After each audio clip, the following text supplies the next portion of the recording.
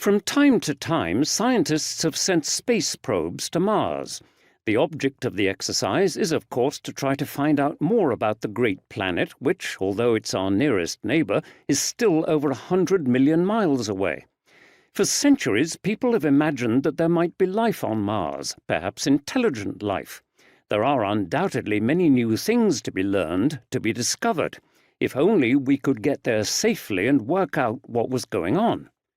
A lot of people feel like that about St. Paul in general and Romans in particular.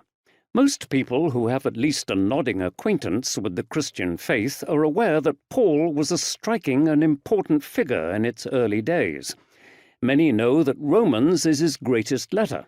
Some may even have heard of the powerful effect this letter has had over and over again in the history of the Church.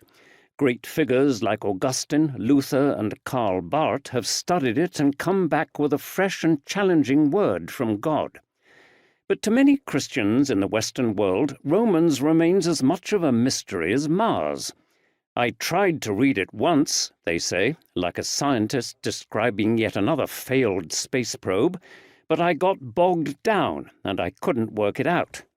A different kind of problem lies in wait for those who have learned the Christian faith in one of the great churches in the Western world. Many traditional Roman Catholics and others in similar traditions know that the Protestants have made Paul a great hero, and they are therefore suspicious of him. But there are problems for Protestants too. Ever since the Reformation in the 16th century, many churches have taken Paul as their main guide and have seen Romans as the book above all in which he sets out the basic doctrines they hold. Since part of my own background is firmly in this tradition, which is why I began studying this letter intensively for myself 30 years ago, I understand the power and importance of this tradition. But I have to report that it has only colonized certain parts of the great planet called Romans. It has mapped and discussed many craters, has analyzed many substances found in them, and has laid down well-trodden roads across some of the planet's surface.